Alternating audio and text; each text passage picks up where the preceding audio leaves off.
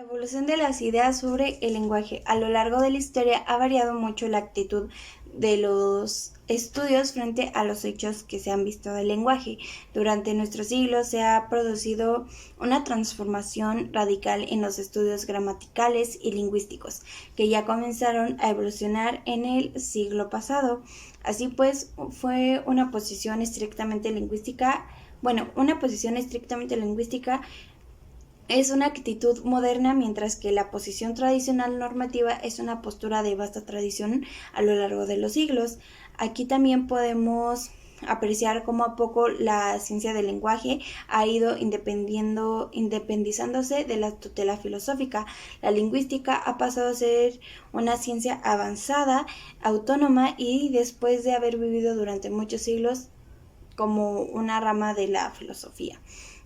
Podemos anticipar que la evolución de las ideas sobre el lenguaje aparece inicialmente como puede verse en la Biblia, con ciertas alusiones de carácter etimológico o en consideraciones un tanto ingenuas y primitivas como como el lenguaje hablado entre los egipcios. En la antigua Grecia, el lenguaje es captado desde un punto de vista filosófico y atendido exclusivamente a su propia lengua. Esta actitud filosófica la hallamos en Roma, en la Edad Media, en la era del dichoso Renacimiento y continúa hasta nuestros días en las gramáticas normativas de lo que podemos denominar gramática tradicional. Tradicional que relaciona más o menos evidente la lógica y la gramática. La gramática tradicional es una construcción teórica frente al inmovilismo de los estudios gramaticales tradicionales y a partir del siglo XVIII comienza a desarrollarse una ciencia del lenguaje independiente de la filosofía. Se empieza a tomar en cuenta diversas lenguas que existen y cómo se fue observando su evolución. Se descubren en estos mismos hechos el origen común de las lenguas indoeuropeas, si no me equivoco, posteriormente de haber analizado las lenguas a través del tiempo y su relación. Las gramáticas tradicionales y normativas que han seguido coexistiendo con la lingüística positiva e histórica reciben hoy también la influencia de los modernos puntos de vista estructuralistas. Por consecuencia, la gran revolución y todos los hechos sucedidos en ese entonces dejaron a un lado, mejor dicho, los estudios tradicionales de la lengua escrita y los escritos historicistas de la evolución relacionadas entre las lenguas. Por ello es que aquí nace la lingüística estructural moderna, que sigue desarrollándose con diversas orientaciones entre los lingüistas contemporáneos, según europeos o norteamericanos.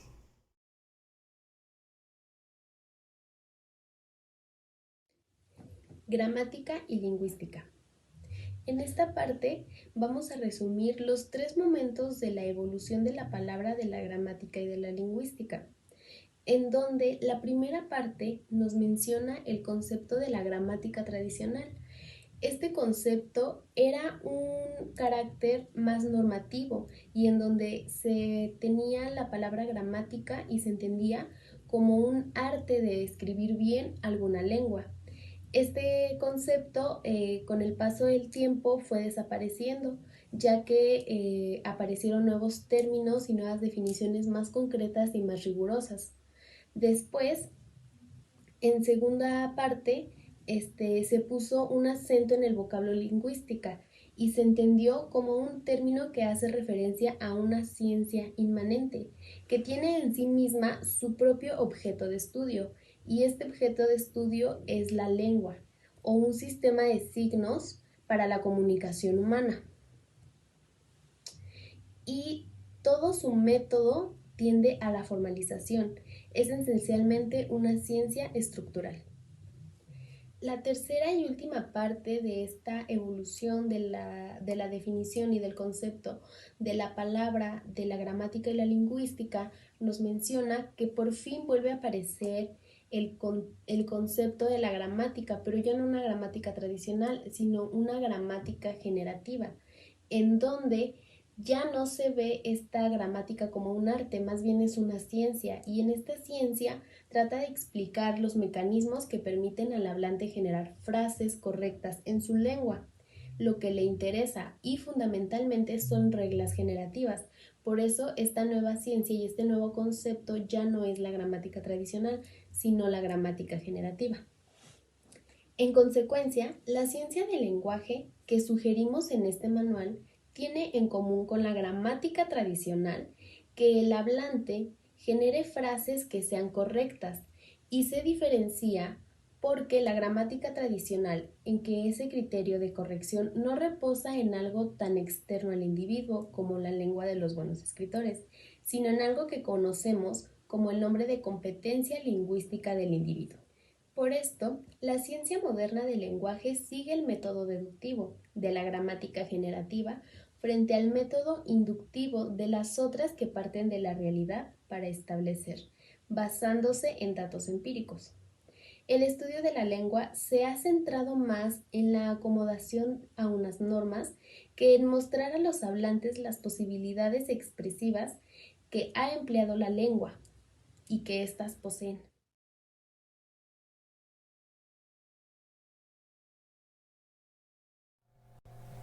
Para nosotros, la cultura occidental, el origen de la gramática se lo debemos a la cultura griega. Los primeros indicios que se tienen son de Heráclito en el siglo VI a.C.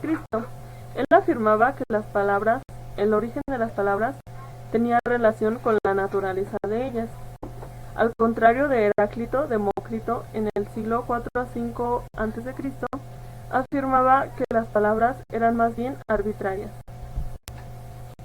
Más adelante, en el siglo IV a.C., Aristóteles defiende la propuesta de que existe una relación entre la palabra y la idea. Asimismo, establece la clasificación de 3 clases de palabras, que son los nombres, los verbos y los relacionantes, y además establece los géneros masculino, femenino y neutral en las palabras. En el siglo I a.C., Dionisio de Tracia le dedica una especial atención a las partes de la oración, llevando así a cabo la primera gramática con reglas y excepciones. Estas partes de la oración eran el nombre, el verbo, el participio, el artículo, el pronombre, la preposición, el adverbio y la conjunción. Y más tarde, en el siglo II después de Cristo, Apolo Díscolo se preocupó por la sintaxis. Más adelante, durante la Edad Media, que data aproximadamente del siglo V al siglo XV después de Cristo, existió algo llamado los 3 saberes del Trivium, que lo conformaban 3 conceptos: la gramática normativa, la retórica y la dialéctica. En esta misma época, la lengua hablada era considerada vulgar y para el pueblo, y la lengua escrita y el latín era lo que se consideraba para el estudio científico. Más adelante, en el siglo XIV, Dante Alighieri, en su libro De Vulgaria Eloquentia, hace una distinción entre dialectos y asimismo verifica las similitudes entre vocablos. Más adelante, en el siglo XVI, durante el Renacimiento, Antonio de Nebrija escribe su libro Gramática de la lengua castellana. Esto lo hace después del descubrimiento de América y se crea con la finalidad de que la nueva nación sea acompañada de la lengua. En esta misma época se comienza a demostrar un creciente interés por las lenguas que en la época medieval se consideraban exclusivas para el pueblo o vulgares. Asimismo, comienza un creciente estudio acerca de las lenguas clásicas, como el griego y el latín, y se comienza asimismo a estudiar las lenguas orientales, como el hebreo y el árabe. Durante el siglo XVII después de Cristo, la escuela de Port Royal vuelve a darle importancia al punto de vista de la lógica ante el lenguaje, y por influencia de Descartes se cree que la mente tiene relación con el lenguaje. Más tarde, en 1657, el Brocense publica comentarios relativos a la lengua latina, evitando hacer conclusiones a cualquier lengua, pero esto tuvo poca repercusión. Es importante mencionar que anteriormente el lenguaje era perteneciente a una rama de la filosofía. Con esto terminan los postulados de la historia gramatical, que son las bases para lo que más adelante se llama lingüística.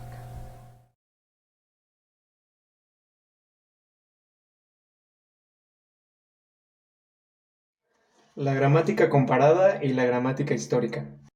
Los indios tenían unos antiguos himnos pertenecientes a los libros Vedas, que datan de 1500 años antes de Cristo. Como los himnos se transmitían de forma oral y la lengua hablada va variando, con el tiempo resultaba difícil poder memorizar e interpretar esas viejas obras, y como consecuencia apareció la ciencia del lenguaje. Esta ciencia luego se aplicó al sánscrito, que era la lengua comúnmente hablada y escrita de la India. Panini descubre la íntima arquitectura de la palabra, raíces, desinencias, prefijos, infijos, sufijos y todas las consecuencias de la derivación. Todo ello de una forma tal que las gramáticas occidentales desconocían. Panini estudiaba la declinación, la fonética y la morfología del nombre y del verbo, además de cuidar extremadamente la sintaxis. El reencuentro de su normativa gramatical es un conglomerado de más de 4000 reglas. El conocimiento de la obra de Panini, consecuencia de la colonización de la India, descubre horizontes impensados para la lingüística europea hasta ese entonces.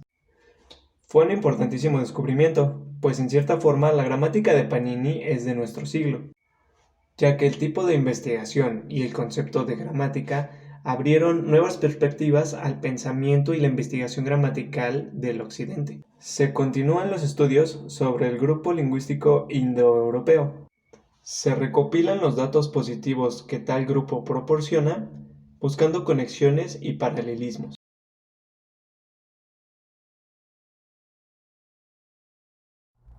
A comienzos del siglo XX aparecieron algunas corrientes que iban en contra de que los neogramáticos despreciaran todo lo que no fuera el positivismo mecanicista de la ley fonética y de que negaran el influjo exterior sobre el lenguaje.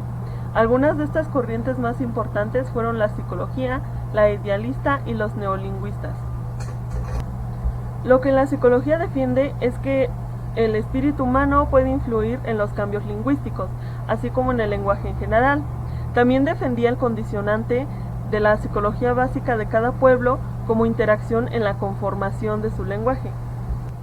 Por otra parte, el movimiento idealista tiene dos representantes, Gross y Bossier.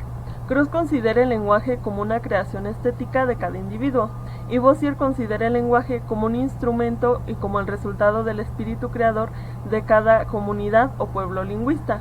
Además, acepta la creación individual del lenguaje, pero se ve limitada cuando un individuo deja de ser entendido. Por último, los neolingüistas parten de la geografía lingüística y de la dialectología para demostrar la inconsistencia de la postura unilateral que los neogramáticos habían tomado y que pregonaban que la ley de la fonética era infalible. Asimismo, tuvieron un primer representante que fue Quilleron y que entre 1902 a 1910 editó su Atlas Lingüístico de Francia. Asimismo, los neolingüistas terminaron por aceptar en su área diversas influencias como la psicológica, las ambientales de sustrato y abstrato, e hicieron que los neogramáticos fueran un poco más flexibles respecto a su postura. Y es así como termina el tema de la gramática comparada y la gramática histórica. Buenas tardes, mi nombre es Elizabeth y vamos a hablar sobre el estructuralismo. Bueno, pues el estructuralismo comienza en el siglo XX. Su iniciador fue Ferdinand del Sorce, el cual nació en 1857 y murió en 1913, pues considerado como uno de los lingüistas más importantes y geniales de todos los tiempos, pues fueron sus estudiantes quienes escribieron el libro y publicaron 3 años después de su muerte. Ahora hay que hablar sobre ¿qué es el estructuralismo? Bueno, pues el estructuralismo es la concepción científica que considera al objeto de estudio, es decir, la lengua, como un sistema formal de signos donde se reflejan las reglas que rigen el funcionamiento de la lengua. Bueno, el estructuralismo plantea que la lingüística debe tener como objeto de estudio la lengua en forma sincrónica, que es decir, en el momento histórico. Bueno, pues el estructuralismo surge como una reacción frente a las investigaciones lingüísticas comparativistas de la gramática comparada, pues frente a las investigaciones diacrónicas, es decir, que es a través del tiempo de las lenguas, de la gramática histórica, y frente a las investigaciones positivistas de los neogramáticos. Después de este acontecimiento, desaparece el historicismo y se pasa a entender la lengua no como algo en permanente evolución, sino como un cuerpo científico sistemático. Para la investigación del lenguaje no se abandonan los estudios, solo se abordan desde nuevas bases.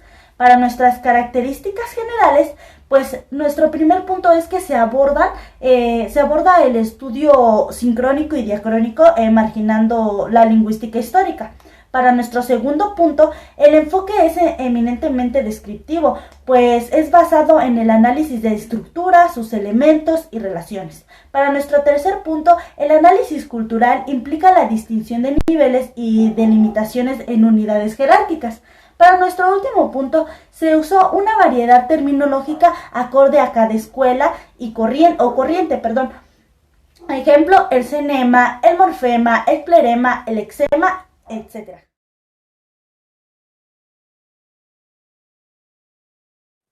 Ferdinand de Saussure es conocido como el padre de la lingüística moderna. Se educó en la línea de la gramática comparada y la diacrónica. Dio a conocer 2 trabajos dentro de los supuestos de la gramática histórica titulados Memorias sobre el sistema primitivo de las vocales en las lenguas indoeuropeas y El empleo del genitivo absoluto en sánscrito. Su muerte en 1913 hizo imposible que mostrara nuevas teorías ya maduradas, pero posteriormente 2 de sus discípulos reconstruyeron sus ideas basándose en apuntes de varios compañeros que habían presenciado a Saussure durante sus últimos años de vida y publicaron un libro llamado Curso de Lingüística General. Las ideas básicas del estructuralismo de Saussure pueden resumirse en 8 puntos. El primer punto refiere mayor importancia de la lengua hablada sobre la lengua escrita. Con esto, Saussure afirma que la palabra hablada es la que construye por sí sola el objeto de la lingüística.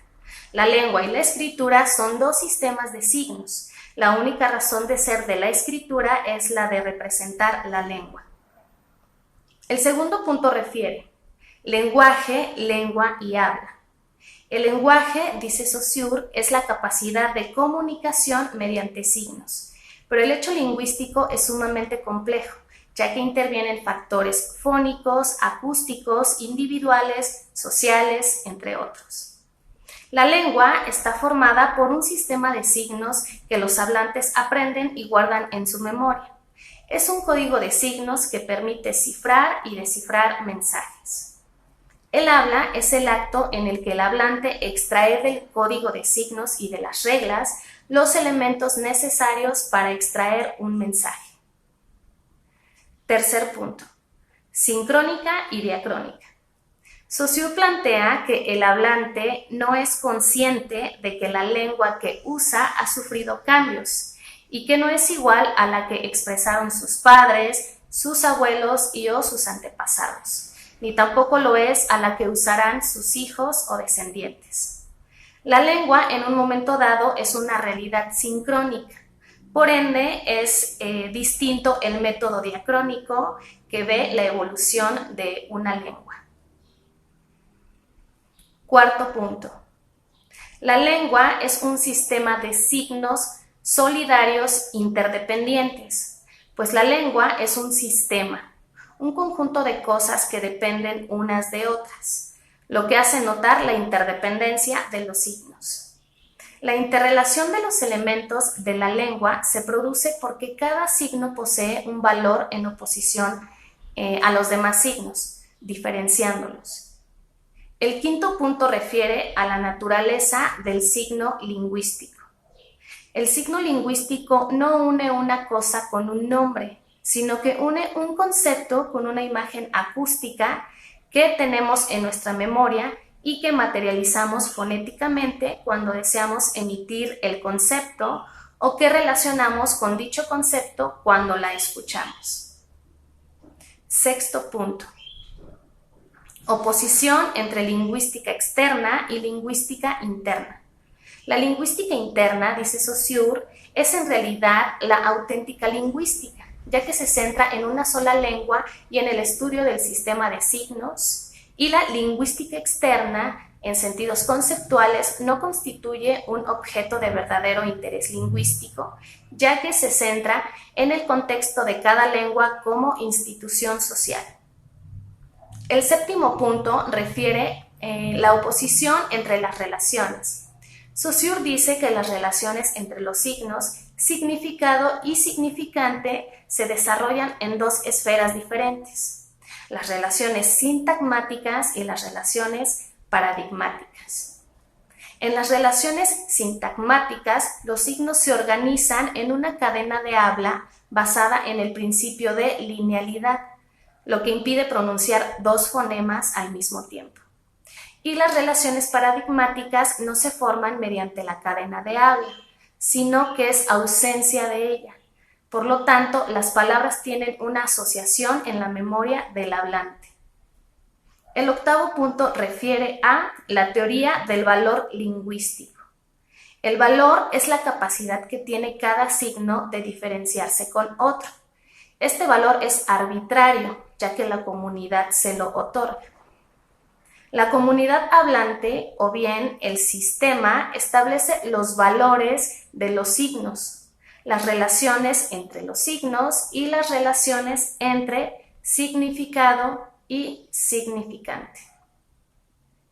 El valor del signo quiere decir que el signo se define como tal a partir de la relación que mantiene con los demás. En estos 8 puntos podemos concluir que la obra creativa de Saussure significó la ruptura de los principios de la gramática tradicional. Sus ideas básicas han dado lugar a controversias y discusiones que han impulsado el desarrollo de la lingüística y han posibilitado la apertura de nuevos caminos interpretativos de los fenómenos del lenguaje.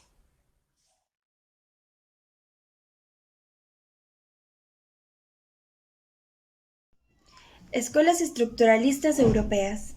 La Escuela de Ginebra fue formada por los 2 discípulos de Saussure quienes publicaron su obra. Se trata de Bailly y Szekely, que después de haber desarrollado sus propias ideas con personalidad e independencia. Es de suma importancia la teoría que propuso Bailly sobre la acción de los llamados actualizadores que le dan carácter de habla a la lengua, como por ejemplo los determinantes o los morfemas verbales.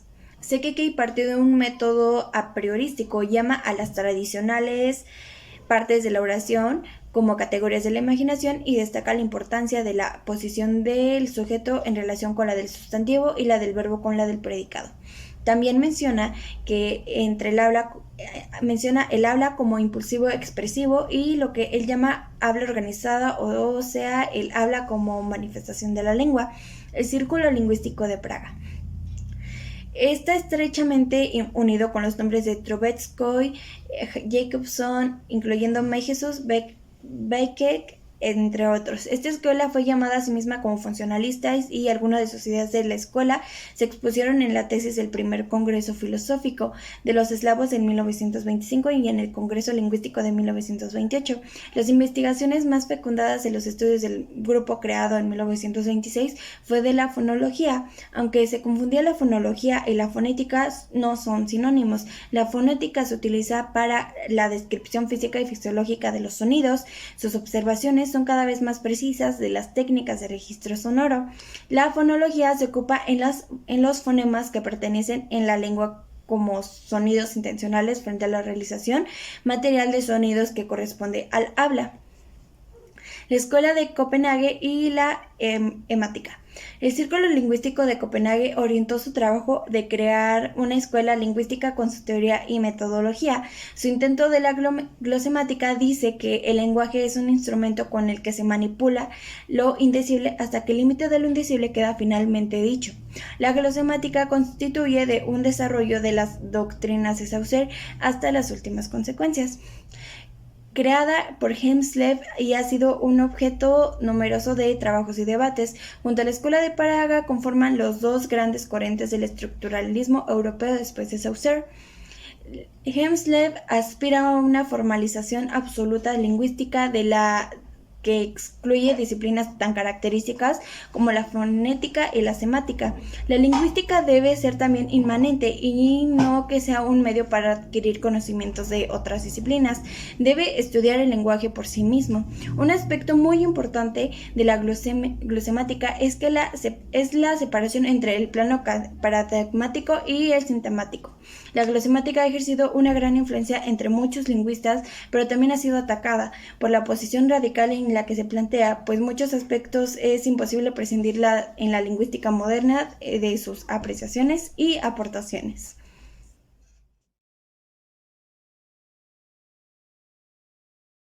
Comparación entre el estructuralismo europeo y el norteamericano.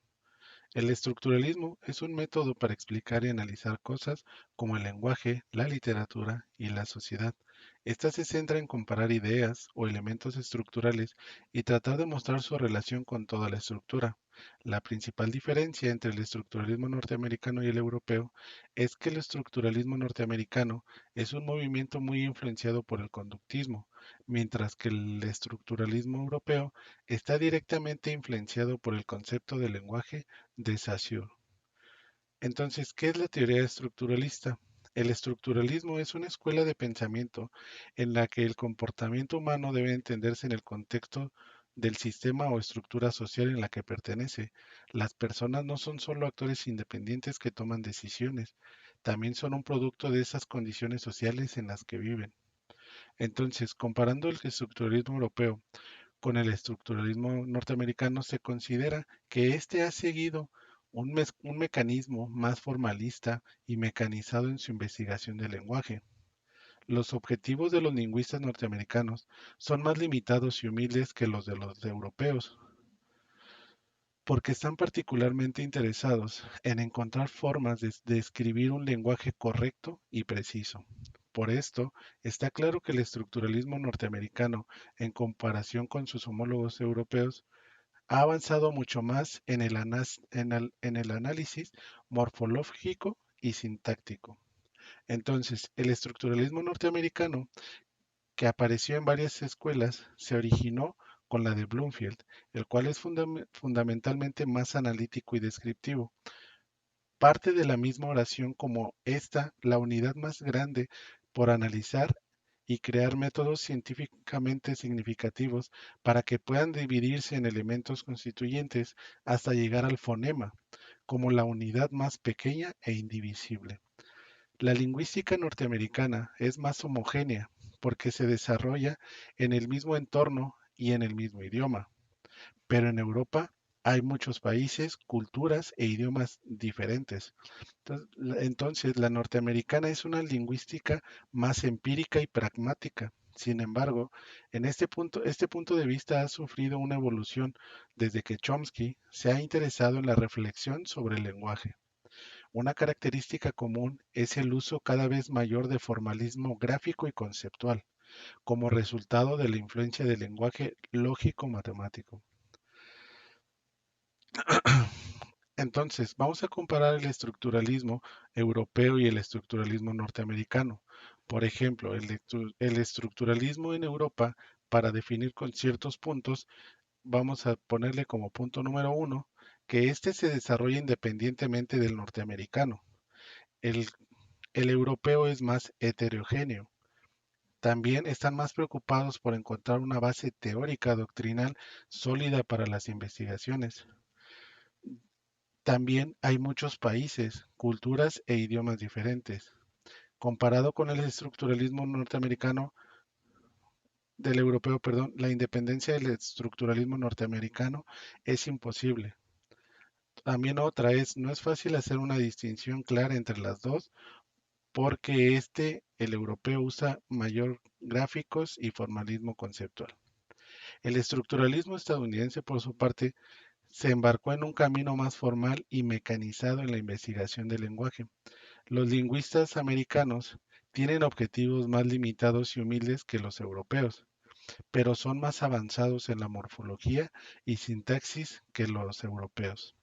El estructuralismo estadounidense aparece en varias escuelas de naturaleza analítica y descriptiva, estas derivadas gracias a Bloomfield. Y este estructuralismo es homogéneo porque se desarrolla en un mismo entorno, país y en un mismo idioma. Ahora hablaremos sobre las obras de Sapir y de Bonfils. Edward Sapir nace en 1884 y muere en 1939, pues estudió las lenguas indígenas situadas en el norte de México, aplicando el método comparativo a lenguas sin traducción escrita.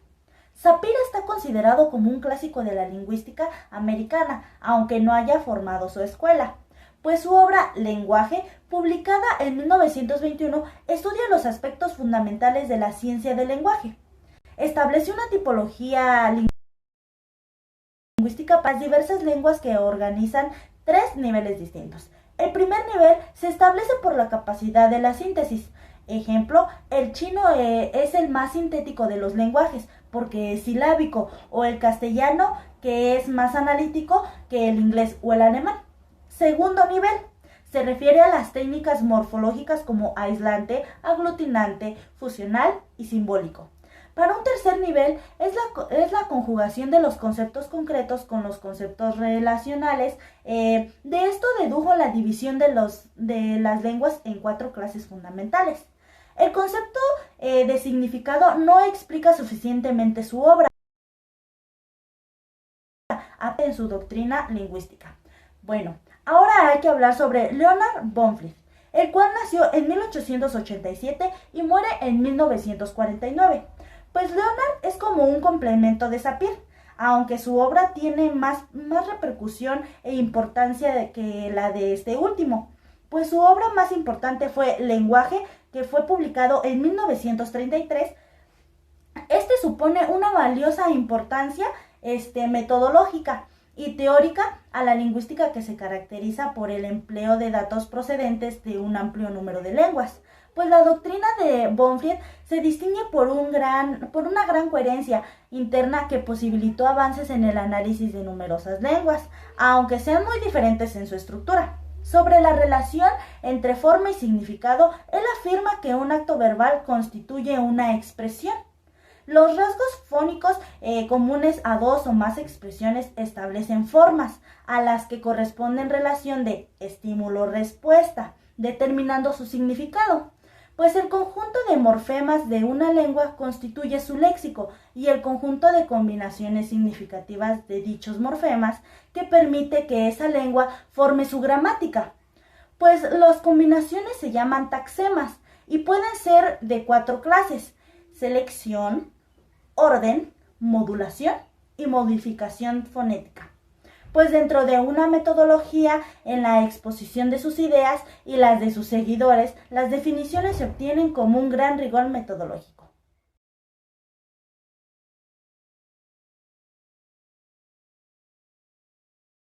Gramática generativa y transformacional. En 1956 se dio a conocer el libro de el lingüística norteamericano Noam Chomsky llamado Estructuras sintácticas. A partir de la aparición de este libro se dio decaimiento al auge del estructuralismo y en los últimos 30 años se dio el inicio a una modalidad más moderna del lenguaje que fue llamada gramática generativa y transformacional. Al mismo tiempo, también de igual manera sucedió lo mismo con su segundo libro llamado Aspectos de la teoría de la sintaxis. Aquí en esta parte es importante mencionar que Chomsky no da por definitivos y establecidos todos los planteamientos de su libro. Hasta la actualidad, él lo que hace es seguir sometiendo a formulaciones nuevas sus posturas. Es importante mencionar que la gramática generativa y transformacional considera que el razonamiento lingüístico de la que se habla debe ser muy riguroso, formal y evidente. En esta parte, Chomsky crea un método llamado árboles generativos, que se trata de segmentar la frase en elementos cada vez más automatizados, que resultan muy útiles para resolver ambigüedades expresivas. A continuación, se mencionarán las ideas básicas de la gramática generativa y transformacional de Noam Chomsky, y podemos reunirlas en los siguientes apartados. 1. Competencia y actuación del hablante oyente. Para la gramática, esta parte se debe cuestionar. ¿Qué conocimientos de su lengua tiene el hablante que le permiten construir y entender oraciones que nunca había oído? El hablante posee una competencia o un conocimiento de su lengua para ir construyendo y comprendiendo mensajes y usar la actuación o un empleo concreto de esa competencia. La lingüística debe ser una teoría de la competencia de los hablantes.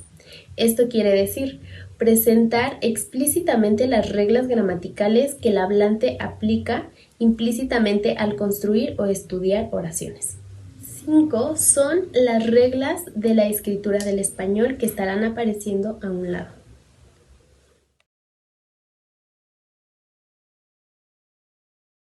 El número 6 y el último se trata de los indicadores sintagmáticos.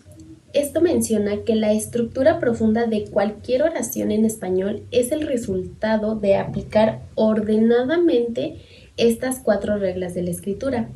Para representarlo gráficamente se trazan los indicadores sintagmáticos o árboles generativos que corresponden a cada estructura profunda de las oraciones nucleares o básicamente del español.